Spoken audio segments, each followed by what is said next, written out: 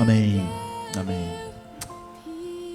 Pregar o Evangelho, pregar um texto corretamente, o que não é muito comum em nossa geração, não é necessariamente levar o Evangelho a sério, não é? A menos que aquilo que nós pregamos leve as consequências lógicas daquilo que nós afirmamos. Se depois que nós pregarmos, mesmo que corretamente, nós não levarmos aquilo às conclusões lógicas, é óbvio que nós não levamos o Evangelho a sério. E uma das grandes insatisfações intelectuais, não é, racionais, eu diria, do homem, é quando alguém diz que duas coisas diferentes são iguais. Não é?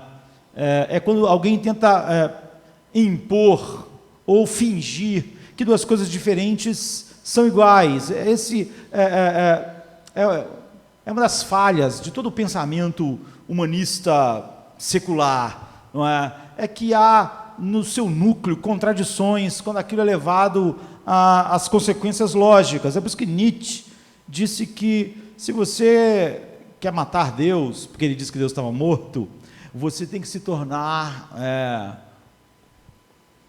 há uma necessidade de haver o super-homem, porque se você faz isso, você vai ter que lidar com as consequências lógicas disso.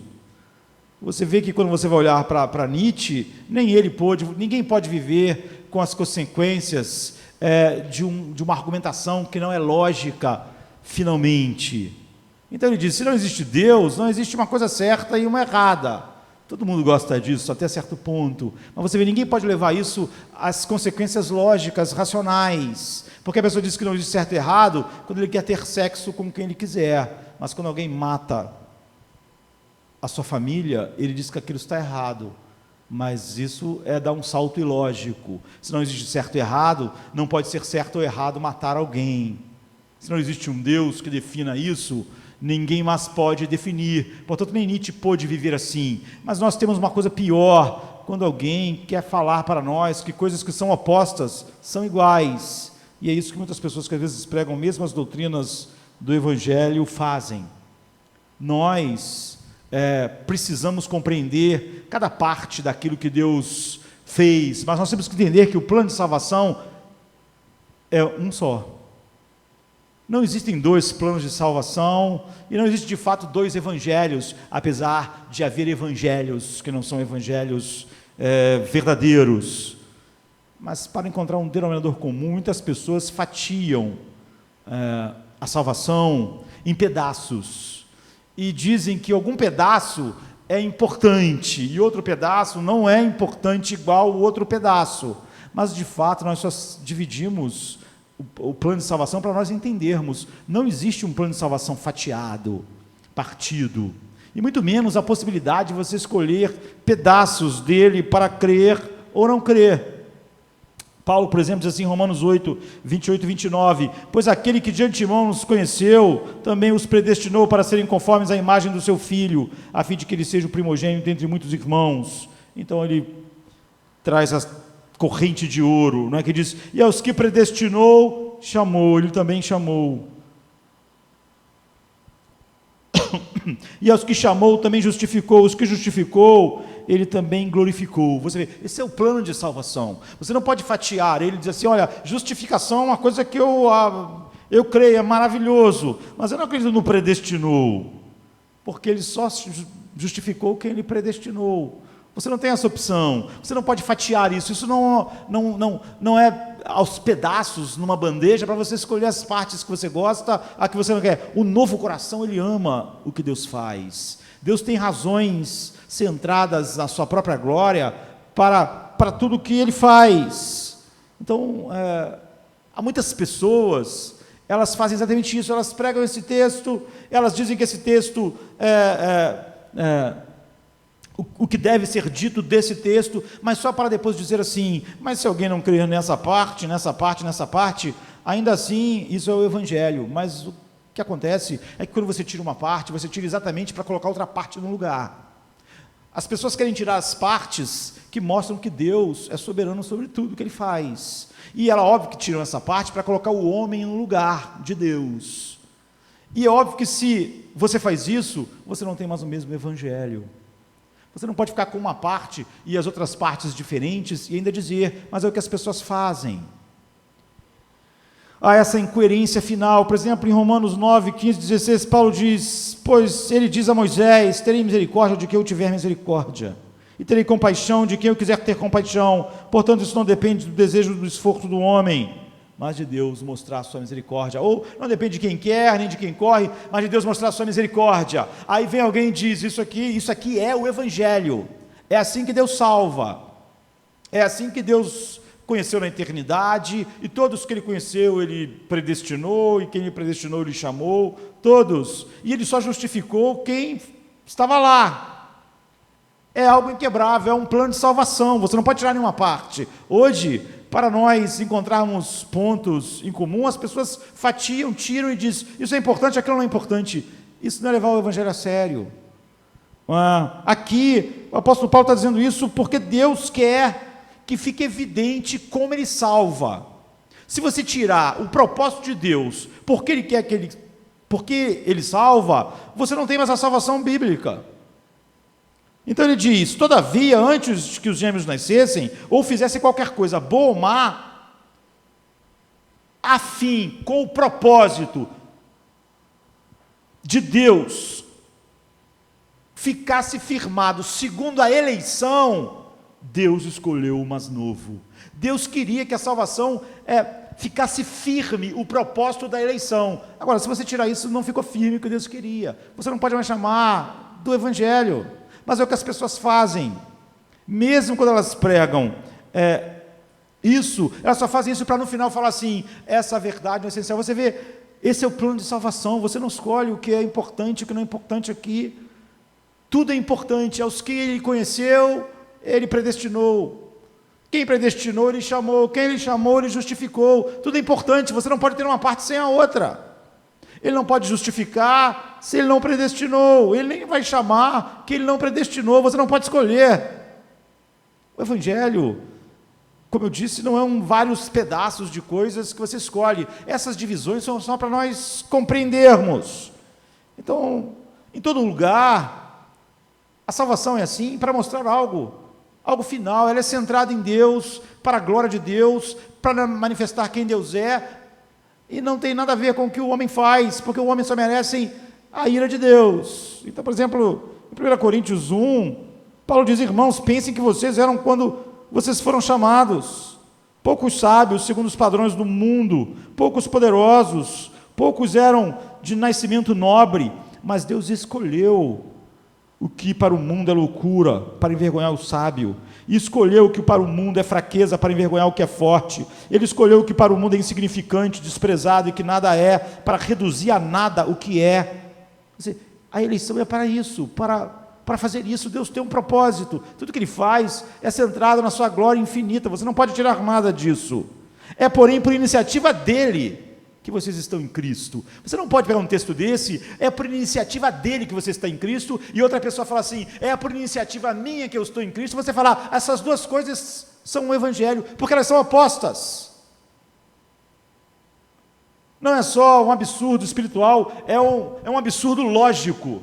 Você falar que algo é por iniciativa de Deus, e depois você falar que a outra pessoa diz que aquilo não é por iniciativa de Deus, mas por iniciativa do homem, e você falar que essa pessoa e essa pessoa estão falando a mesma coisa, mas é o que está acontecendo. Eu acho que pessoas assim causam um mal maior à verdade do que aquelas que simplesmente estão em profundo erro, porque há que se ter esperança de que elas enxerguem a verdade, mas quando você vê a verdade, para que você se conecte com mais pessoas, você diga que o preto e o branco são a mesma coisa, então você não tem o respeito devido à verdade de Deus, mesmo segundo você mesmo tendo entendido qual é a verdade. Você diz, isso é o evangelho, aquilo ali está afirmando exatamente o oposto, mas também é o evangelho, mas também é importante, mas também ainda é o evangelho. Isso é uma afirmação que não mostra nenhuma reverência final pela palavra de Deus, ainda que mostre referência quando você está supostamente explicando o texto. É por iniciativa dele que você está em Cristo, o qual se tornou sabedoria de Deus para nós, e justiça e santidade, e redenção. Por que Deus fez dessa forma? Ele disse lá em Romanos 9, para que o propósito da eleição ficasse firme. Eu quero que isso fique firme, eu quero que esse seja a base, que vocês entendam que foi assim, porque não havia nenhuma dignidade em quem eu escolhi. Aqui ele diz, eu escolhi os piores, foi por iniciativa minha. Para quê? Tem um propósito, para que ninguém se glorie diante de mim, nenhuma carne, ninguém. Portanto, nós vivemos em dias que tem sido pior, as pessoas pregarem as doutrinas da graça, só para depois falarem que se as pessoas não acreditarem nas doutrinas da salvação, ou se elas acreditarem aos pedaços, ou se elas afirmarem exatamente o oposto, depende de quem quer, depende de quem corre, as pessoas falarem, isso ainda salva. Como salva? Isso é outro evangelho. Outro evangelho não pode salvar, queridos. Não existem dois evangelhos, um que é centrado no homem e outro que é centrado em Deus, e os dois fazendo a mesma coisa. Um outro evangelho nega o outro evangelho, ou ele é centrado no homem ou ele é centrado em Deus, ou é por iniciativa de Deus ou é por iniciativa do homem, ou é para que o propósito da eleição fique firme, ou é para que o propósito da suposta liberdade do homem fique firme. As pessoas que estão afirmando coisas opostas não podem estar andando no mesmo caminho, a não ser no nosso mundo em que a verdade não é importante, e ela atinge não só aquelas pessoas que pregam e fizeram do evangelho um negócio, mas as pessoas que afirmam essas verdades só para no final dizer que elas não são importantes finalmente, só porque nós queremos nos conectar. Então nós pegamos uma faca, nós retalhamos a corrente de ouro, que é impossível. Então os que dantes conheceu, esses predestinou, quem predestinou, a ele chamou, quem chamou, ele justificou, quem chamou, quem ele justificou, ele glorificou. Eu retalho isso e digo, se a pessoa creu só nessa parte aqui, e ela não gosta dessa parte, nem gosta dessa, nem gosta dessa, ela ainda crê no evangelho, mas ela não crê, porque esse é o plano de salvação. Ele não pode ser dividido, separado.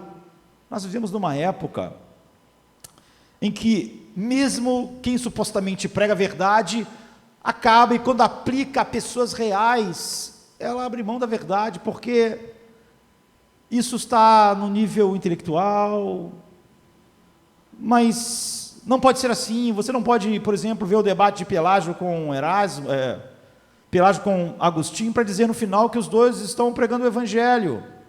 Agostinho tinha um entendimento completamente bíblico do evangelho, não é?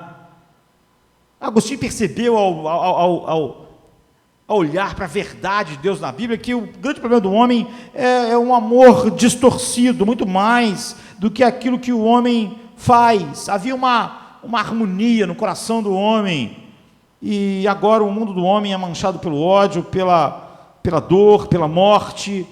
E quando ele perguntou o que deu errado, entre Gênesis 2 e Gênesis 3, que fez tudo despencar, é que ele viu o óbvio. Deus criou a partir de um amor transbordante que ele tinha pelo Filho. Ele fez todas as coisas para manifestar isso. E quando você percebe isso, Agostinho perguntou o que deu errado. Simplesmente porque Eva e Adão não obedeceram determinada coisa.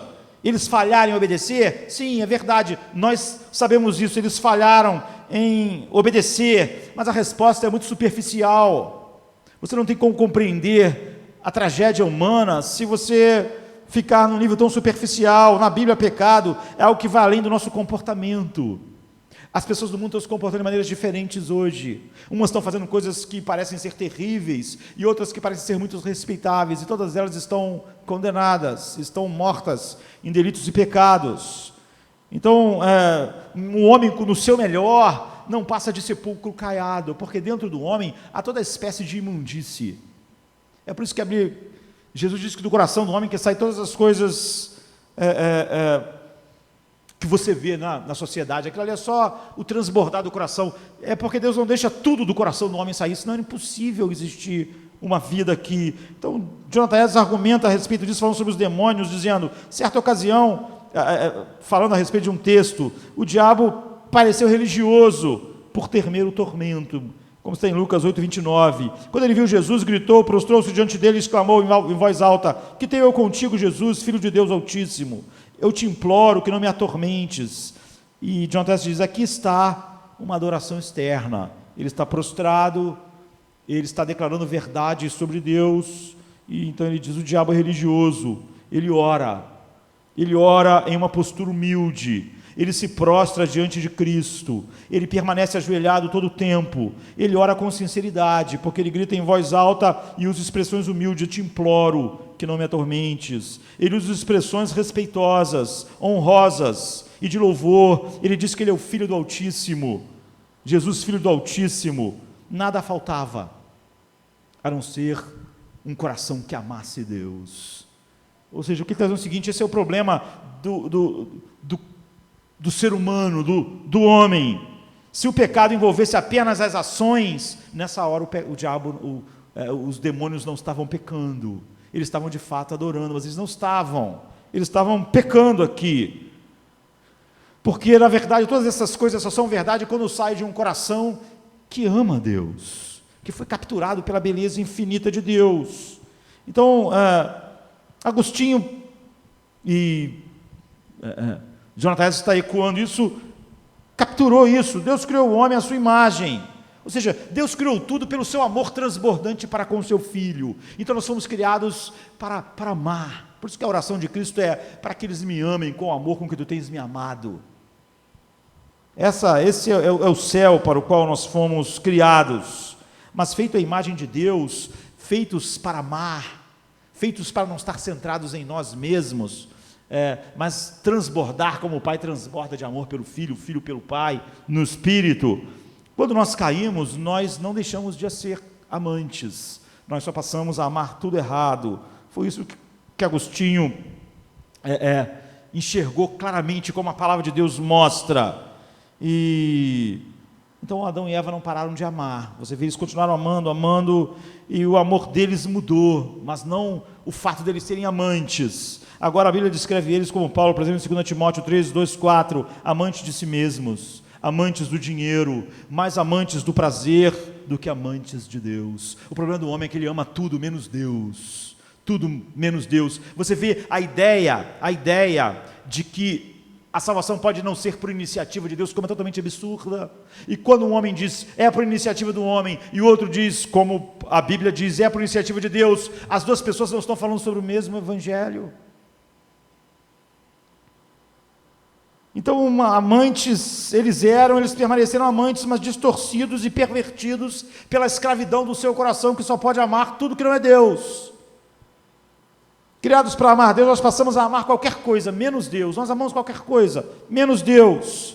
Então Eva tomou o fruto porque ela se inclinou para ela mesma, e agora, cada vez que o homem é tentado, ele é tentado a partir de dentro. É por isso que o que vem de fora tem tanto poder. Cada um é tentado quando atraído e seduzido pelo seu próprio desejo. Então o desejo, tendo concebido, dá luz ao pecado, e o pecado, após se consumar, gera morte. Tiago 1, 14, 15.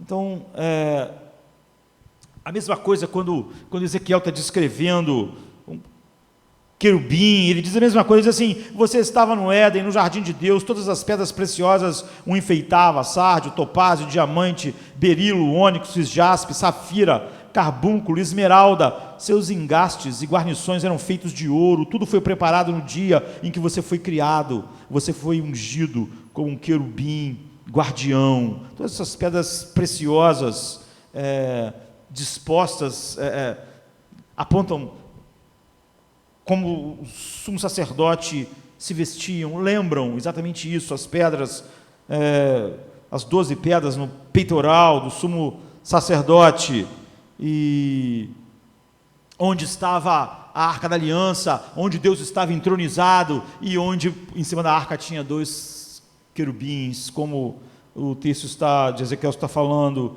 E Ezequiel 28, 17 diz: mas o teu coração elevou-se por causa da tua beleza, corrompeste a tua sabedoria por causa do teu esplendor. Você vê, ele se virou para si mesmo. Essa é a essência do pecado, isso é que deu errado no Éden.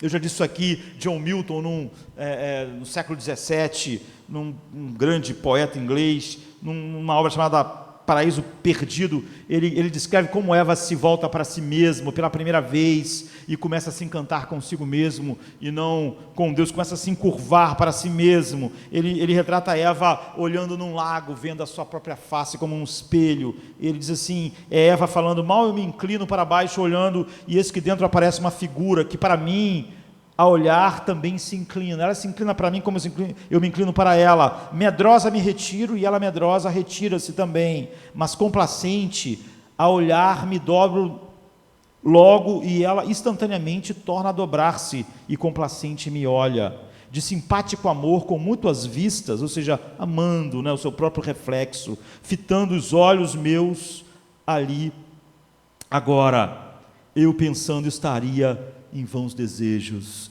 Ele está descrevendo isso como Deus olhou sempre para o seu filho e se deleitou nele, o seu filho nele. Eva também foi criada para se deleitar em Deus e o homem criado para se deleitar em Deus, e como os anjos para se deleitar em Deus. E quando ela se virou de contemplar Deus para si mesma, ela perdia algo da imagem de Deus e se tornava semelhante ao diabo. Então, dois evangelhos diferentes não podem ser iguais, queridos. Agostinho, por causa disso, nas Confissões diz assim, toda a minha esperança baseia-se na grandeza da tua misericórdia. Esse é o verdadeiro evangelho. Concede-me o que me ordena e ordena o que quiseres. Consciente de que ninguém pode possuir a continência a não ser por ser dom de Deus. E então ele atribui todas as coisas a Deus dando, não é? Então ele diz assim, pouco te ama aquele que ao mesmo tempo ama outra criatura sem amá-la por tua causa. Ó amor que sempre ardes e não te extingues jamais. Ó amor, meu Deus, inflama-me. Tu me ordenas, concede-me o que me ordenas e ordenas o que quiseres. Uma outra pessoa olhou para essa famosa oração de Agostinho, Deus concede, se Deus não me concedesse amor por ele, deleite nele, ou seja, se não fosse por iniciativa de Deus, como Paulo diz em 1 Coríntios, ninguém se voltaria para Deus, porque nossos corações amam tudo menos Deus.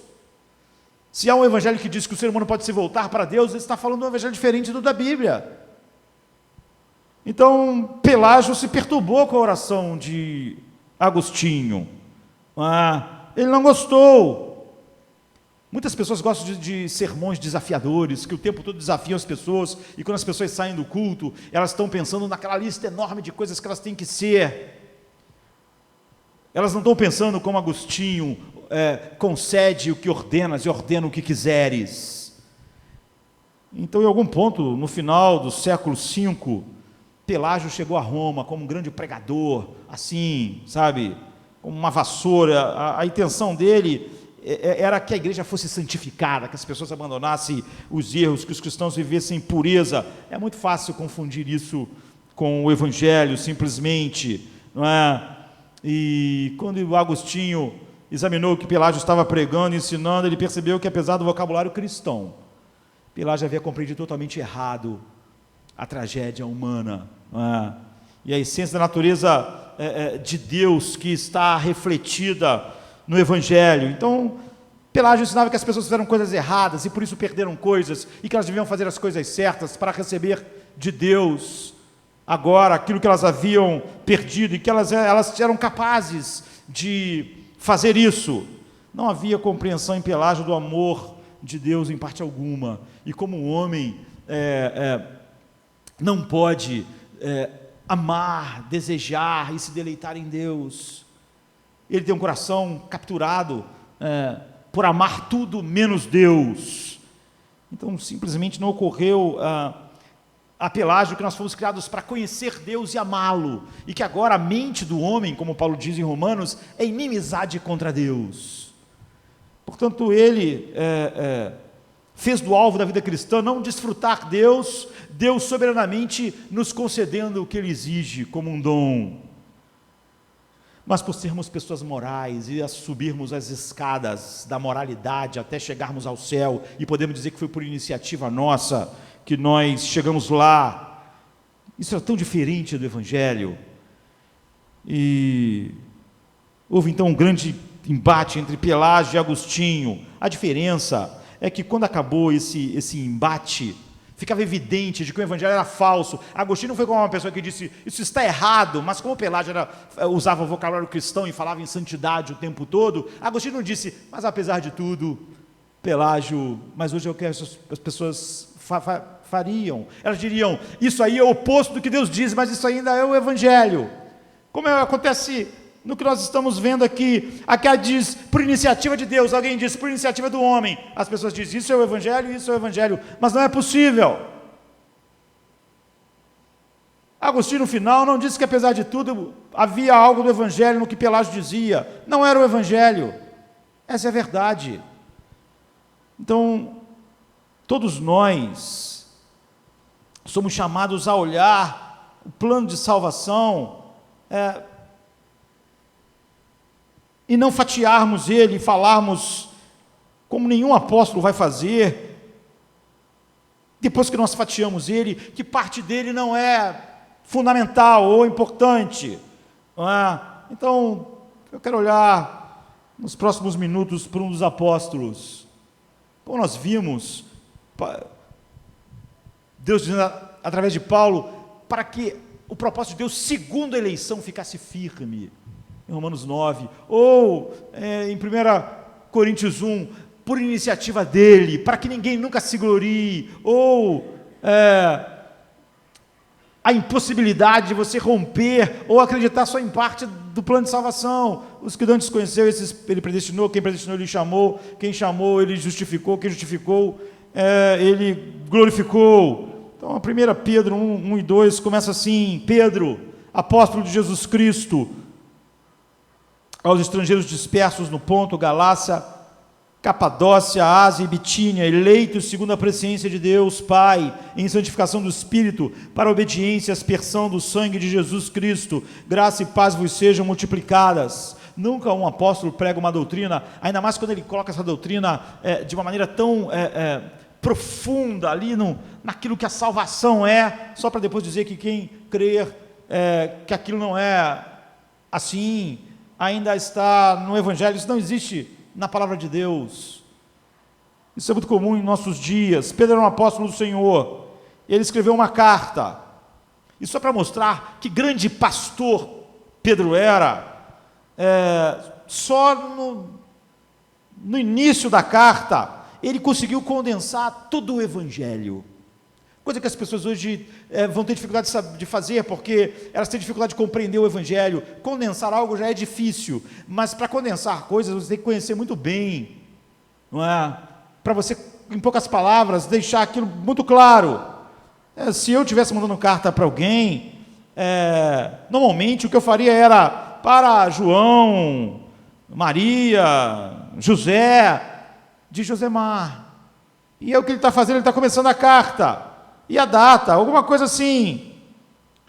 Mas Pedro não, Pedro é um pastor cheio do Evangelho, cheio da verdade de Deus, e ele coloca todo o Evangelho, toda a mensagem da Bíblia nessa simples abertura, não é? Pedro está escrevendo para pessoas que estavam sofrendo, para pessoas que iam morrer, ou que estavam morrendo, estavam perdendo tudo. No capítulo 1, versículo 6, ele diz, em que vós grandemente vos alegrais, ainda que agora importa, sendo necessário, que estejais por um pouco contristado com várias provações. No capítulo 4, 12 e 13, ele fala sobre o fato de eles nunca ficarem surpreendidos com o sofrimento e a dor que vinha sobre eles. Amados, não estranheis a ardente prova que vem sobre vós, para vos tentar como se coisa estranha vos acontecesse. No 13, mas alegrai-vos no fato de serdes participantes das aflições de Cristo, para que também na revelação da sua glória vos regozijeis e alegreis. Pedro está falando para pessoas que estão sofrendo grandemente, profundamente, de todas as formas. Alguns membros das suas famílias estão sendo perseguidos, alguns membros das suas famílias estão sendo executados, estão sendo assassinados, eles estão sendo saqueados, suas casas estão sendo tiradas deles, seus bens estão sendo tirados deles, eles estão perdendo tudo. Quase sem exceção, eu diria que aqui hoje, nessa noite, Pedro estava escrevendo para pessoas que estavam enfrentando problemas 100 vezes pior do que vocês estão enfrentando. Embora é óbvio que nós enfrentamos aflições, portanto, Pedro está fazendo tudo o caminho em cada parte dessa carta, dizendo que quando nós vamos para a fornalha, para o sofrimento, para a dor, você só sai de duas formas, mas isso depende do que entrou lá. Não é o fogo que faz isso, o fogo não faz as coisas simplesmente, depende do que entrou no fogo. Ele está dizendo o seguinte: se o ouro entra no fogo, então ele sai mais puro, mas se entra um pedaço de madeira, ele sai um carvão. O fogo não fez a madeira ser madeira, e nem o ouro fez ouro, mas ele revela. Quando você passar pelo forno, é inevitável, isso vai acontecer com todos nós. Mas a fornalha não pode nos tornar um carvão, mas pode nos tornar mais esplêndido, se nós somos essas novas criaturas em Cristo. É sobre isso que ele está dizendo. Ele está dizendo assim: eu vou mostrar a vocês nessa carta como vocês podem experimentar o esplendor da fornalha. A fornalha, a dor e o sofrimento pode parecer terrível, mas há um esplendor nela para aquelas pessoas que foram regeneradas. Eu quero mostrar a vocês como vocês podem sair, como o Filho de Deus sai mais puro, mais brilhante, mais lindo. Então, cada parte desse livro tem que ser lida dessa maneira. Esse é o propósito. Cada parte tem que ser entendida dessa forma. O esplendor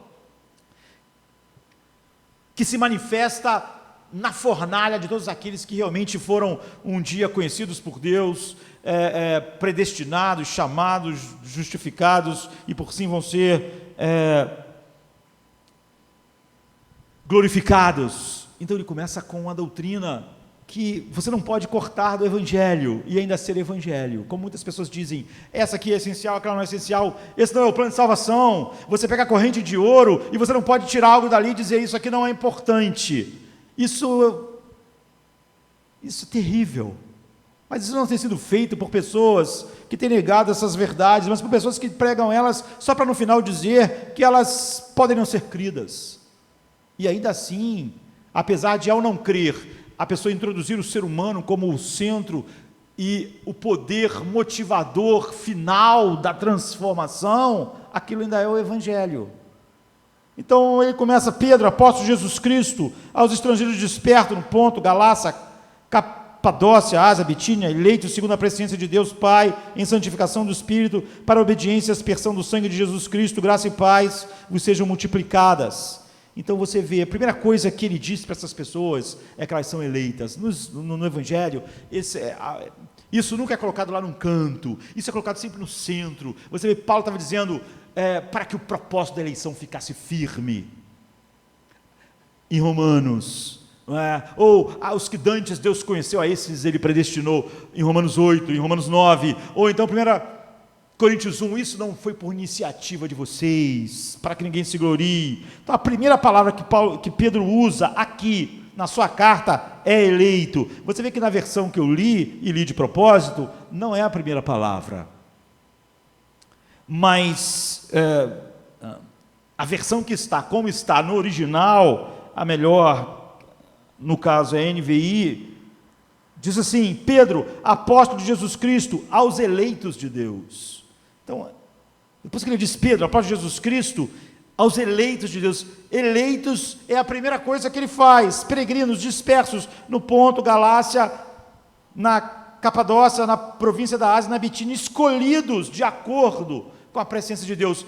É só porque ele vai falar de novo no início do 2 que eles foram eleitos, que algumas versões quiseram economizar e falar um eleito uma vez só, e botar o eleito lá no final, lá no início do segundo. Mas assim está no original: Pedro, apóstolo de Jesus Cristo, aos eleitos de Deus. A palavra que Pedro usou quando escreveu no grego é essa: Pedro, um apóstolo de Jesus Cristo para os eleitos, aos eleitos peregrinos na dispersão. E a razão pela qual a maioria das versões faz essa inversão, ou vai omitir a primeira palavra, é porque a segunda vez que aparece no início do 2, há uma definição disso. Então, alguns tradutores resolveram omitir a primeira.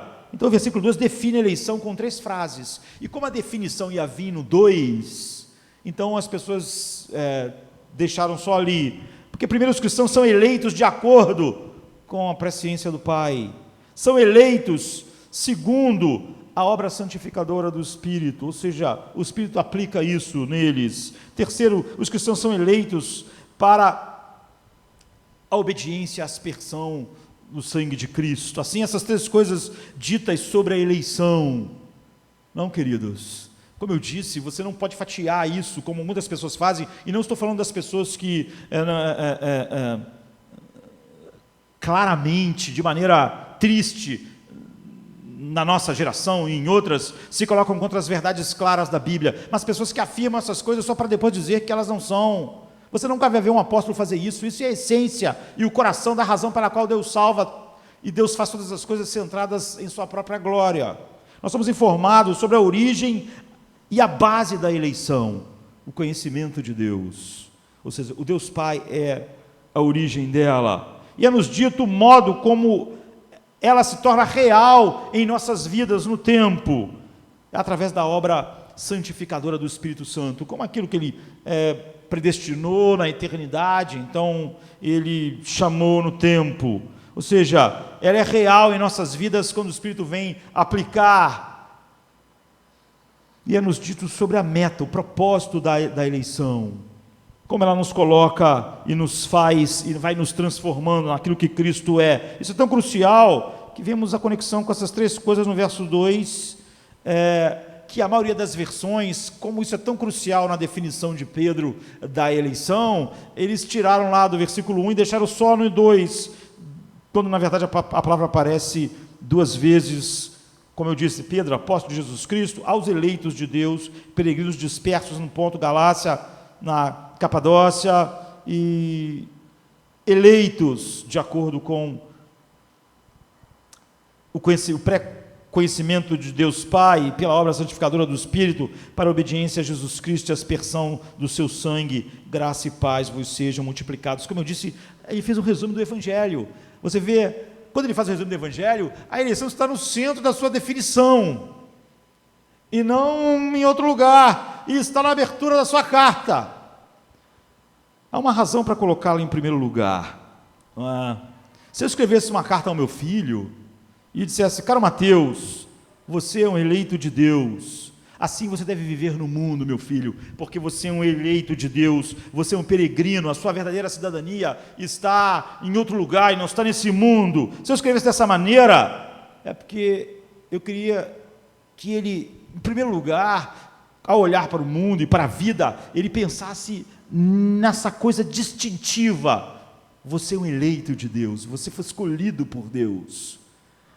Uma das coisas que podemos dizer com certeza sobre o significado de Pedro aqui é que isso aqui não está escondido, não está lá num cantinho da carta, ou não é dito para Pedro logo depois dizer, mas isso, se vocês não acreditarem, não tem problema, porque isso não é o Evangelho, isso não é fundamental, isso não existe na Bíblia.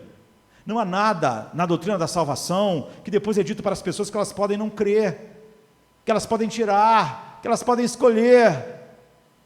Quando você coloca algo em primeiro lugar, você não está tentando esconder, você está tentando destacar, você está tentando dar a visão de como aquilo é central. Pedro, apóstolo de Cristo, aos eleitos, você quer deixar isso claro logo na sua abertura, você não está tentando esconder, você não está dizendo que isso é algo que é um plus, que você pode ter, você pode entender, ou você pode crer ou não crer, ou você é, ou não estou escrevendo a carta para você. Você diz assim, a eleição não tem, Pedro está dizendo, não foi para você que eu escrevi para os eleitos de Deus. Se você não é, não leia a carta. Paulo está dizendo, no início de 1 Coríntios, ele escolheu, não acho que Deus não escolheu, então não leia a carta, não é para você. Não depende de quem quer, nem de quem corre. Eu acho que depende de quem quer. Então esqueça Romanos, não é para você. Agora, nunca diga para as pessoas que quem age assim ainda crê no Evangelho.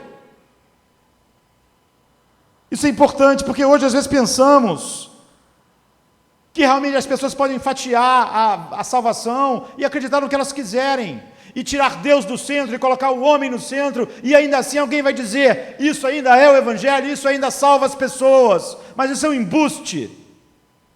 Se nós não temos coragem de pregar uma verdade, é o que acontece quando as pessoas pregam essas doutrinas, para no final dizer que mesmo quando elas não são cridas, elas não são fundamentais. Se nós não temos coragem de levar aquilo que nós falamos às consequências finais, então não devíamos falar, devíamos nos calar.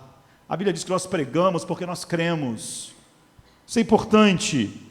Isso não é o caso do Novo Testamento. Jesus não escondeu isso. Não foi vocês que me escolheram, eu escolhi a vós. Ninguém pode vir a mim se o Pai que me enviou não trouxer. Se alguém falar, eu não acredito nisso, você não acredita no que Cristo disse. Ninguém pode dizer, apesar dessa pessoa não acreditar no que Cristo disse, no que Paulo disse, no que Pedro disse, no que João disse, ele ainda crê no Evangelho, porque ele não crê. Não existe, isso é outro evangelho, é um falso evangelho, não pode ser o verdadeiro. Jesus não escondeu isso, Mateus não escondeu isso, Paulo não escondeu isso, Pedro não escondeu isso, João não escondeu isso.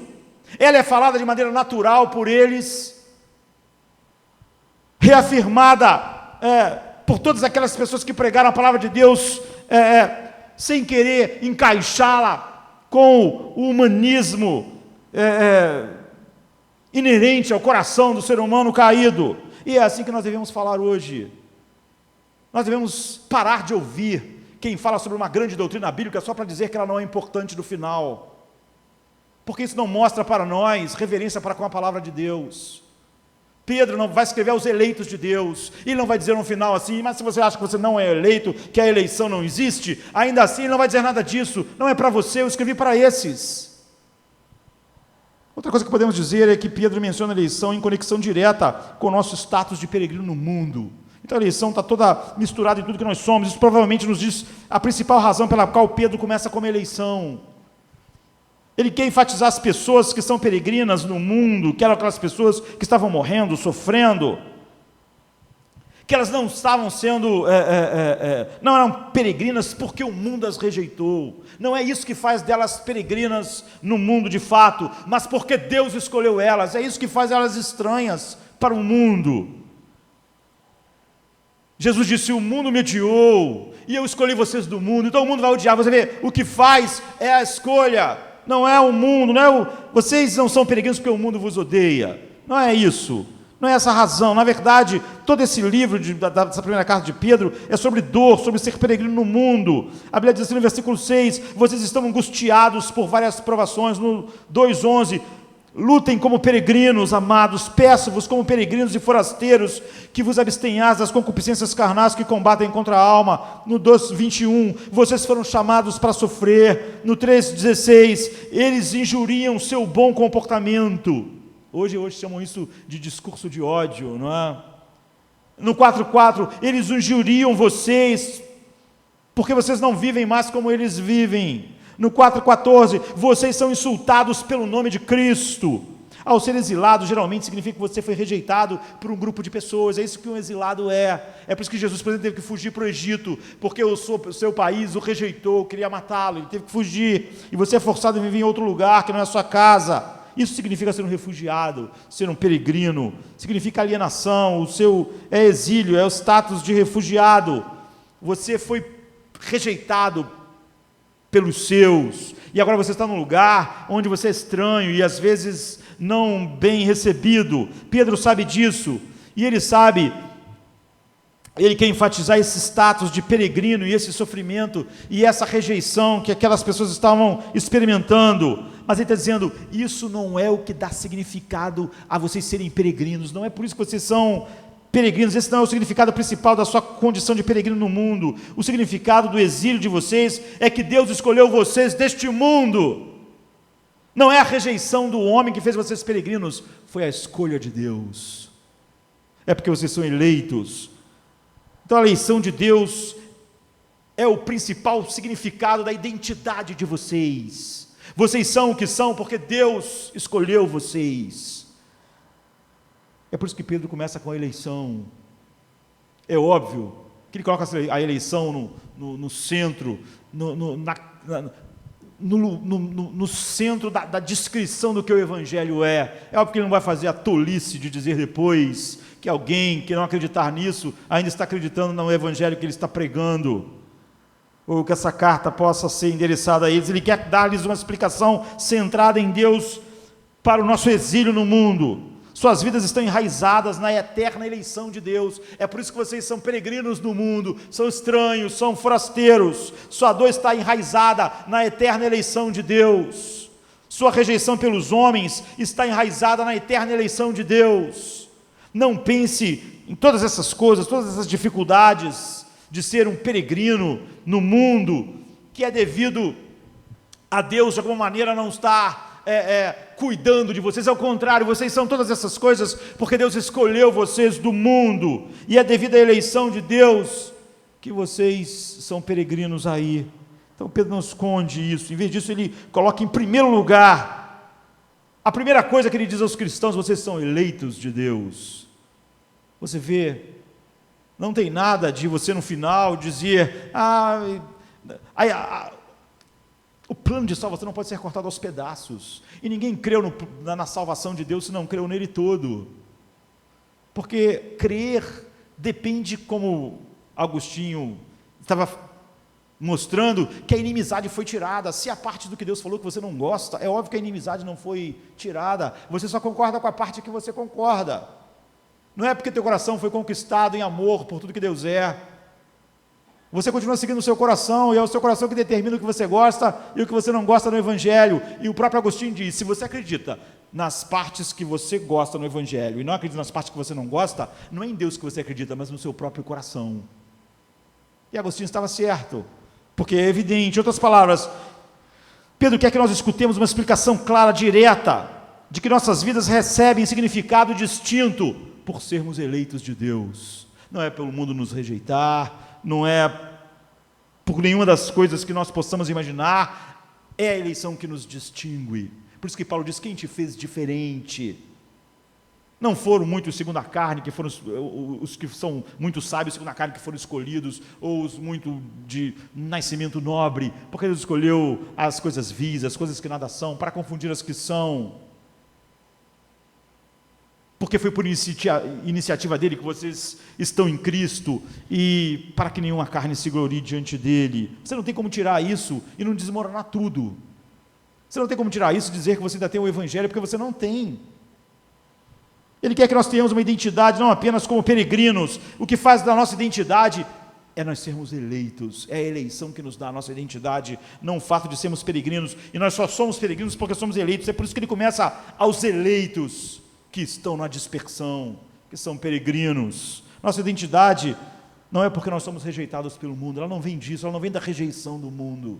Nossa identidade vem da escolha soberana de Deus, é o que Pedro está dizendo. E essa não é uma doutrina que possa ser descartada.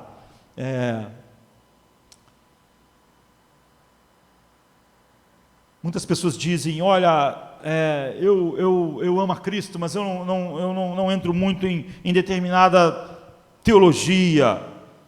E isso, na verdade, é dizer que você não ama a Cristo, porque você não pode conhecer Cristo em outro lugar, a não ser nas páginas das Escrituras, olhando para esse resumo que Pedro está fazendo, por exemplo, do Evangelho.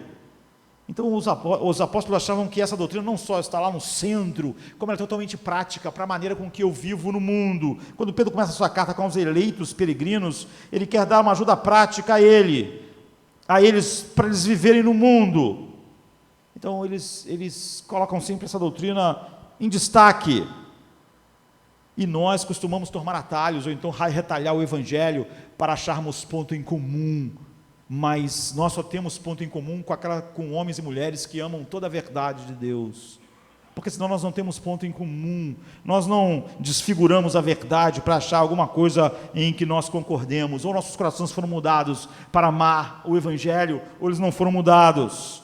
Então, para que isso fique bem firme, e eu não tenho tempo para falar sobre isso hoje, Pedro envolve a eleição em Deus, envolve a eleição totalmente em Deus. Nós somos eleitos segundo a presciência do Pai, somos eleitos pela obra santificadora do Espírito, somos eleitos para que possamos obedecer a Cristo, e fomos eleitos para que o sangue dele fosse espargido sobre nós e tivéssemos propiciação e expiação, enfim, é por isso que todos aqueles que ele escolheu vão ser glorificados. Então a primeira pista é que ele engolfa com a iniciativa da eleição em Deus, ele coloca a eleição atrás de você, Pedro, e ele coloca a eleição em você, e ele coloca a eleição na frente de você, se você é uma pessoa com a qual ele está falando, ou seja, um daquelas homens e mulheres que Deus escolheu do mundo para manifestar a sua glória.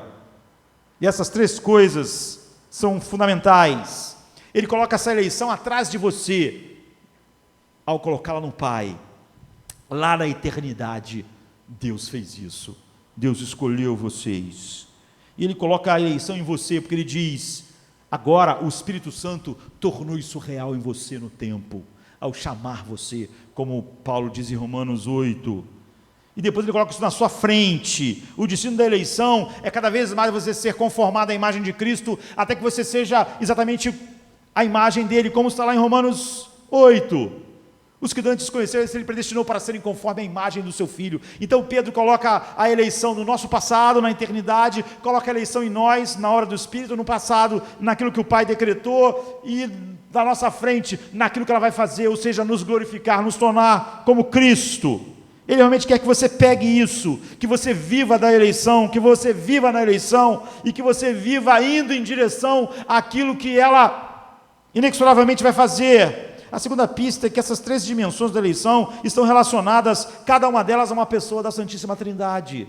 No passado ao Pai, no presente ao Espírito, e eternamente, no futuro, a Cristo. Nossa eleição está enraizada na escolha do Pai. Nossa eleição é experimentada pela obra do Espírito Santo. Nossa eleição tem como objetivo nos conformar à imagem de Cristo. Ninguém pode tirar isso e dizer que ainda tem o evangélico. Você vê, isso está envolvido em Deus, no passado, no presente, no futuro. É obra da Trindade. Tudo é feito, e toda a eleição, tudo que a eleição faz é nos tornar imersos em Deus, imersos em Deus. É a melhor maneira de nos engalfar em Deus, é pressionar a doutrina da eleição. Se você não pressionar ela, você não vai nunca, o homem nunca vai estar envolvido, totalmente imerso em Deus. Ele vai estar imerso em si mesmo, nas suas capacidades, naquilo que ele faz, e ele não vai poder nunca chegar naquele ponto que Paulo diz, para que ninguém se glorie diante de Deus. Mas aqui vai, porque é isso que ela faz. Então não lhe parece estranho que o apóstolo, escrevendo a uma igreja, a igreja de Cristo, que está em dificuldade, que está sendo assassinada, que está sendo morta, que está perdendo seus bens, que está sofrendo torturas horríveis, que a primeira coisa que ele quer falar com eles é sobre a eleição? Você não diria, hoje diriam, até as pessoas que supostamente pregam essa doutrina, isso não é, há coisas mais importantes a serem ditas, não para Pedro. A coisa mais importante é que as pessoas estavam morrendo, sendo torturadas, a coisa mais importante que elas precisavam ouvir é sobre a grande doutrina da eleição. No entanto, hoje diriam o contrário, ou então loucamente diriam no final, de que aquilo ali pode ser tirado do evangelho e ainda aquilo ser evangelho. Então, na verdade, não há saúde fora das doutrinas da graça, não há poder, não há alimento, porque não há verdadeiro evangelho. Então, nós não podemos mostrar como está engalfado em Deus, mas na primeira parte, na eternidade, porque Pedro coloca a eleição na eternidade, no presente e no futuro. Então vemos a primeira frase, segundo a presciência de Deus Pai. Qual é a base da eleição? A escolha de Deus, do Deus Pai. Eu já falei tantas vezes, se você perguntar a uma pessoa por que ela crê e outras não, e se você continuar perguntando, ou ela vai dizer logo de início que ela fez isso porque Deus, foi por iniciativa de Deus que ela creu, ou ela vai acabar tendo que dizer que é porque ela é melhor do que as outras pessoas. É inexorável. A resposta de Pedro é: Deus me conheceu de antemão, eleitos de acordo com o pré-conhecimento de Deus. Mas o que isso significa? O que ele está dizendo sobre o Pai e sobre a eleição quando ele diz isso? Significa que eu realmente me elegi e Deus então conheceu isso, e com base na minha autoeleição, ele aceitou isso, olhando para o futuro? É isso que é? Não, é óbvio que não. A Bíblia diz o tempo todo que não é isso, de todas as formas. Isso é só uma maneira de nós sermos duros de coração. Jesus diz assim em João 15,16: não foram vocês que me escolheram. Nossa escolha de Deus é baseada na escolha de Deus e não o oposto. A escolha de Deus não é baseada na nossa, a nossa é baseada na dele. A presença de Deus, o pré-conhecimento de Deus do seu povo, é meramente sua consciência do que eles farão? Não, é a fonte do qual eles farão. Deus não está olhando para um futuro suposto, porque quem estava criando o futuro que Deus está olhando? Então sua presciência, seu pré-conhecimento do seu povo, é o seu conhecimento de que eles são seus, é o seu amor, é como Efésios começa: ele nos amou em Cristo antes da fundação do mundo. É sobre isso. No Salmo 1,6 diz: o Senhor conhece o caminho dos justos, mas o caminho dos ímpios perecerá. O que esse versículo quer dizer? Que Deus conhece o caminho dos justos, mas dos ímpios ele não conhece. Há um lapso de memória em Deus, ele não conhece. É óbvio que a palavra conhece aqui está falando sobre outra coisa. Não significa que ele está ciente do caminho do justo, mas ele é ignorante. Significa que ele ama o caminho dos justos. O conhecimento que Deus tem do seu povo é a escolha desse amor que reconhece, que toma para si. Em Amós 3,2 diz assim: só vocês, diz para Israel, só vocês eu tenho conhecido entre todas as famílias da terra. Ou em outra versão: de todas as famílias da terra, só a vós eu tenho conhecido. Por isso, a NVI traduz de maneira mais precisa assim: escolhi apenas vocês de todas as famílias da terra, por isso eu os disciplinarei. Você vê, os conheci, é isso, não é? O que Deus está dizendo não é que de todas as nações ele só conhecia Israel, que ele não tinha a menor ideia do que o Egito era, a menor ideia do que a Síria era, a menor ideia que ele não conhecia nada. É óbvio que não é sobre isso que ele está dizendo. Eu só conheci vocês, o meu amor eletivo se derramou sobre vocês, e é por isso que eu agora trato vocês como filhos, e agora vocês estão debaixo da minha disciplina. Então, a Bíblia diz em Romanos 8, como nós vemos, que dantes conheceu, a esses ele predestinou. É óbvio que o conheceu não pode ser olhar para o futuro e saber o que vai acontecer, porque isso ele conheceu todo mundo. Só que aqui diz que todos que ele conheceu, ele predestinou todo mundo. É óbvio que não. É óbvio que o conhecer os que dantes conheceu não é olhar para o futuro e ver o que vai acontecer, porque isso ele conheceu todo mundo. Mas aqui todos que ele conheceu, ele chamou, ele predestinou. Então não é previsão, não é. Jeremias 1,5, Deus diz a Jeremias assim: antes que te formasse no teu ventre, eu te conheci, e antes que saísse da madre, te escolhi, as nações te dei por profeta. Você vê, ele diz: antes de você se formar no ventre, eu te conheci. Isso é porque Deus só conheceu Jeremias antes de formar no ventre. As outras pessoas que nasceram ou que nascem, Deus não tem a menor ideia e não conhece elas antes delas nascerem. Lógico que não. Ele está falando sobre outra coisa. O que significa? Antes que você estivesse no ventre da sua mãe, eu te amei, eu te escolhi.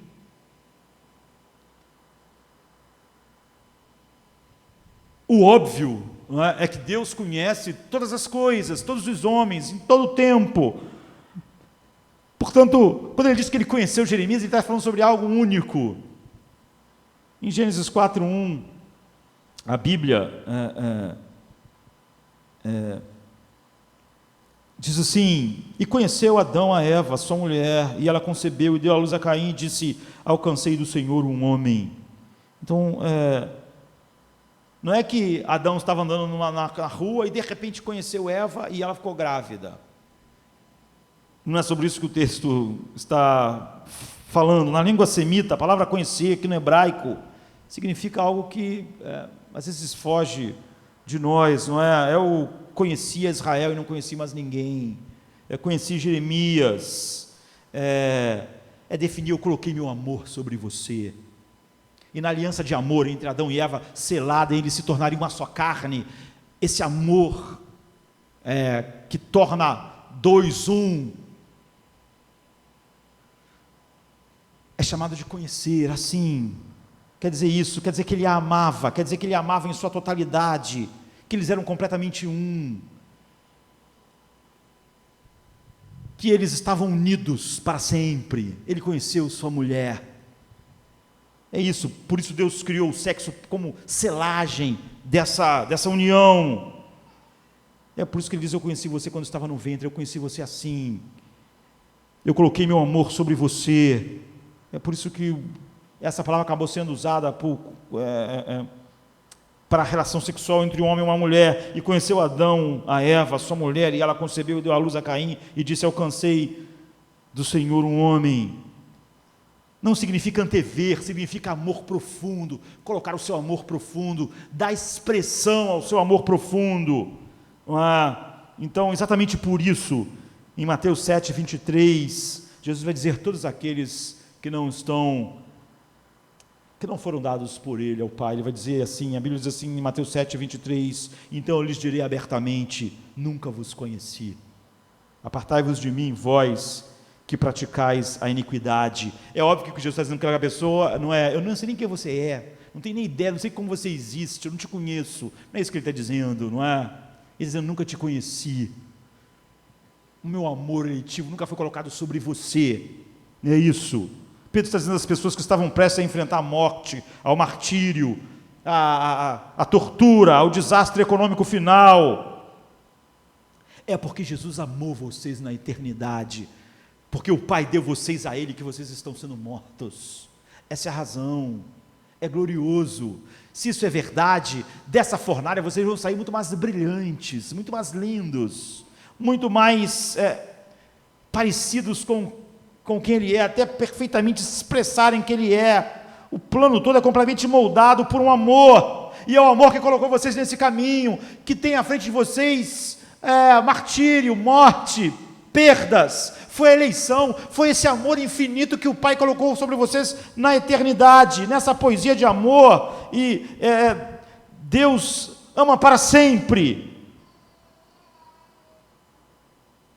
E nas nossas poesias, nós sempre usamos hipérboles que não são verdadeiras. Nós falamos assim para alguém: eu te amo mais, você para mim vale mais do que todas as estrelas. Mas isso é bonito, é poesia. Mas as estrelas não são nossas, nós não temos a menor ideia de como as estrelas são de fato. Nós não temos nenhuma estrela para realmente comparar valores. Mas Deus é o único que pode dizer de verdade: eu amei vocês com um amor eterno. Eu amo vocês mais do que o universo que eu criei. Porque Ele pode dizer, não é hipérbole. No caso de Deus, as canções de amor de Deus são as únicas que hipérbole não é hipérbole. Hipérbole é simplesmente a declaração verdadeira, não é? Antes que as estrelas existissem, Deus pode dizer: eu te amava. Só Ele pode dizer essas coisas assim, sem ser hipérboles, sem ser exageros, para demonstrar e tentar mostrar o amor. Então, Pedro coloca a eleição lá na eternidade, como Paulo está fazendo lá em Romanos 9, antes que eles nascessem, praticassem nada, para que o propósito da salvação pela eleição ficasse firme. Nossas escolhas são sempre penúltimas, toda a nossa vida são sempre o resultado daquilo que Deus escolheu e fez em Cristo. Deus opera o milagre, nós simplesmente agimos o milagre. Ou seja, nós éramos cegos, Ele abriu nossos olhos, aí nós vimos Cristo. Ele nos deu uma mente renovada, e então nós vimos Cristo e vimos a beleza infinita de Cristo. É óbvio, nós desejamos Cristo. Ele é o pão para nós, é água, é satisfação. Mas você vê, foi porque Ele abriu nossos olhos, foi porque Ele nos deu uma nova mente, foi porque Ele nos deu um novo coração. Foi por iniciativa dEle. Darei a vocês um coração novo e porei um espírito novo em vocês. Tirarei de vocês o coração de pedra e lhes darei um coração de carne. Porei o meu espírito em vocês e os levarei a agirem segundo os meus propósitos e obedecerem a mim. Ezequiel 36, 26 e 7, essa é a nova aliança, o que Ele faria em Cristo. Esta é a aliança que farei com a comunidade de Israel depois daqueles dias, declara o Senhor: porei a minha lei no íntimo de vocês, aonde o pecado reina, não é? No coração, do coração saem os adultérios, as mortes, as porfias. É ali, na fonte da vida, que eu vou colocar a minha verdade no íntimo. Eu vou curar vocês, como Agostinho disse, o problema de vocês é que vocês amam tudo menos a mim. Eu vou dar um coração a vocês para me amarem, e eu escreverei nos seus corações a minha palavra, ou seja, a minha mente, aquilo que eu amo. E eu serei o Deus deles, eles serão o meu povo. Jeremias 31, 33. Esse é o pano de fundo para as palavras de Pedro, quando ele diz: vocês são uma geração escolhida, no capítulo 2. Não é poesia, queridos, não são hipérboles. Vós, porém, são a geração eleita, o sacerdócio real, a nação santa, o povo exclusivo de Deus, para anunciar as grandezas daquele que vos chamou das trevas para a sua maravilhosa luz. Eleição sempre é para isso, para nos tirar das trevas para a luz. Ninguém saiu da luz e por isso, ninguém saiu das trevas e por isso Deus, não, a eleição é para nos tirar das trevas, para nos transportar do império das trevas para o reino do Filho do seu amor, para nós anunciarmos as belezas infinitas de Cristo. Então, Neemias 9:7 diz: tu és o Senhor, o Deus que elegeste Abraão e o tiraste de Ur dos caldeus e lhe puseste por nome Abraão. Ou seja, Abraão estava lá adorando a lua, o sol, e Deus foi lá e tirou ele. O pai dele adorava ídolos, a lua, o avô dele adorava, e ele também. Por 75 anos Abraão era como todo mundo. E por que de repente, lá no meio de um povo pagão, ele se tornou outra pessoa? Neemias está dizendo: tu, ó Senhor, o Deus, ó Deus, que elegestes a Abraão e tiraste de Ur dos caldeus, e lhe puseste o nome, Abrão, né? E lhe puseste o nome de Abraão. Josué 24, 2, 3 diz o que Abraão fazia e a sua família antes de Deus o chamar, porque o elegeu. Diz assim: então Josué disse a todo o povo: assim diz o Senhor Deus de Israel, além do rio habitaram antigamente vossos pais, Terá, pai de Abraão e pai de Naor, e serviram a outros deuses. Eu, porém, tomei o vosso pai Abraão da além do rio, ele fez isso, e o fiz andar por toda a terra de Canaã. Também multipliquei sua descendência e dei-lhe a Isaque. Então, nele nós somos abençoados. E como é que ele saiu das trevas em que ele nasceu? Deus o escolheu, Deus o tirou. É por isso que Pedro, em 1 Pedro 1,2 diz: eleitos segundo o conhecimento do Pai, antes da fundação do mundo. Deus conheceu aqueles que eram seus, Deus os amou soberanamente em Cristo, Deus deu a eles ao seu Filho. Por isso, quando o seu Filho vai orar, horas antes de morrer, ele diz: eu não oro pelo mundo, eu oro por aqueles que tu me destes, porque eram teus. Ou seja, tu os escolheu e tu me destes. E a obra dele então era redimir esse povo. Então não é devido ao nosso nascimento, nem nossas realizações, nem algo que havia em nós que não havia em outros. O que nos distingue é a ação de Deus. É sobre isso que Pedro está dizendo, e isso é a coisa mais poderosa para vocês enfrentarem toda sorte de aflições no mundo. Vocês são o que são no mundo, não porque o mundo odeia vocês, mas porque Deus escolheu vocês, e não no mundo, mas antes do mundo existir. Para quê? Para no tempo vocês serem chamados. É por isso que no 2 ele vai falar sobre a obra do Espírito Santo ao chamar. Ele engalfa a eleição na eternidade no Pai. No nosso presente, ele engalfa a eleição no Espírito Santo. E depois, em todos os lugares, é tecida essa verdade na Trindade. Por exemplo, Paulo diz assim, em 2 Tessalonicenses 2,3, Deus vos escolheu desde o princípio para a salvação, através da obra santificadora do Espírito. É exatamente o que Pedro está dizendo, está vendo? O Pai escolheu, e aí no tempo, o Espírito Santo opera isso. Mas devemos sempre dar graças a Deus por vós, irmãos amados do Senhor, por vos ter Deus elegido desde o princípio para a salvação, em santificação do Espírito e fé na verdade. Então Deus, o Espírito Santo, coopera com o Deus Pai, não é? Agindo no tempo. Os que dantes conheceu, a esses predestinou, a esses chamou. Agora quem está fazendo isso é o Espírito Santo, na verdade, e a quem ele chamou, ele justificou, é o Espírito Santo aplicando aquilo que Cristo fez. Porque esse era o decreto do Pai,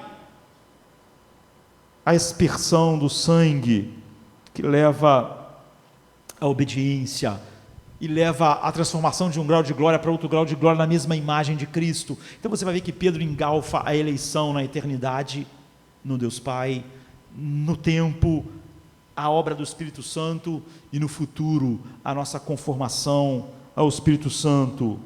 Então eu falo a vocês nessa noite, encerrando, Deus quer que nós saibamos, como Pedro está escrevendo a essas pessoas, que nenhuma das dificuldades que nós sofremos como peregrinos e exilados no mundo é de alguma forma fora do propósito de Deus, ou é porque Deus não está zelando por nós, mas é exatamente o oposto. É porque Ele colocou o seu amor sobre nós, é porque Ele nos escolheu para isso, Ele nos escolheu para mostrar a glória infinita da sua graça, e Ele escolheu para mostrar o poder infinito da sua graça operando em nós, fazendo com que essas pessoas que Pedro está escrevendo, os eleitos, peregrinos, que Cristo é mais precioso que a vida que eles estavam perdendo, porque Deus escolheu eles e deu um coração neles, para, apesar de nunca terem visto Cristo, se alegrarem nele, com uma alegria indizível e cheia de glória. Então, os seus problemas como exilados aqui no mundo, todos os problemas que você enfrenta no mundo, como um filho de Deus, são resultados, não são simplesmente por causa do mundo e por causa da maneira com que o mundo é, eles são o plano amoroso da sabedoria de Deus para manifestar a sua glória através das nossas vidas, e isso é infalível. Sua vida no exílio está enraizada na eleição de Deus, ou você não é um filho de Deus, vocês estão envoltos no amor eletivo do Pai, vocês estão envoltos na chamada, na separação e na santificação do Espírito Santo. Assim Ele nos chamou e nós somos justificados pelos méritos infinitos do Filho, e nós somos levados para o futuro, para sermos a imagem do Filho de Deus, que é o propósito da predestinação. A eleição é a escolha, é o amor, em Cristo Ele nos amou. A predestinação é para que Ele destinou quem Ele escolheu para ser a imagem do seu Filho. Sua vida então flui de Deus, através de Deus e para Deus. Você vê no passado o Pai decretando, no presente o Espírito aplicando, no futuro sendo a imagem do Filho. Sua vida é dele, através dele e para Ele. Permaneça nessa verdade. Nunca acredite, nunca pense que você pode tirar isso e você ainda ter o Evangelho. Você não pode tirar a obra do Pai na eternidade, a obra do Espírito no Filho, no presente, do Espírito no presente, e a conformação na eternidade, que é o que a eleição faz, e dizer que ainda tem um plano de salvação. Você não tem mais. Você perdeu. Deus Pai escolheu você, o Espírito Santo chamou você e santifica você, e aplica tudo que Cristo fez naqueles que Ele chama, justifica. Por fim, nós somos glorificados. E é por isso que Paulo colocou tudo, então, no passado. Tudo isso é a obra da Trindade. Os que dantes conheceu, a esses predestinou, os que predestinou, a esses chamou, os que chamou, esse justificou, e a esse somente Ele glorificou.